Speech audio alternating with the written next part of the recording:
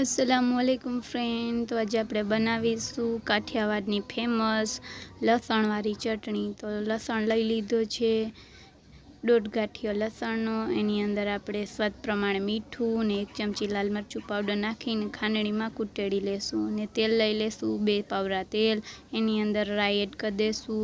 રાઈ ફૂટી જાય તો જીરું પણ એડ કરી દેશું। જીરું સારી રીતે ફૂટી જાય તો જે ખાંડેલું લસણ ને મરચું પાવડર હતું એ એડ કરી દેશું અને એને સારી રીતે તેલમાં મિક્સ પણ કરી દેશું જ્યાં સુધી આપણો તેલમાં જે ચટણી છે વ્યવસ્થિત રીતે ભરી જાય ત્યાં સુધી આપણે એને અલટ પલટ કરી લેશું અને સારી રીતે એને મિક્સ પણ કરી દેશું।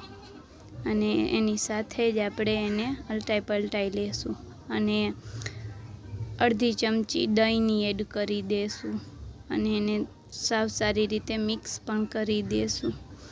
તો તમે જોઈ શકો છો કે હવે આપણું તેલ પણ ઉપર આવી ગયું છે અને લીલા ધાણા પણ એડ કરી દેશું માથેથી।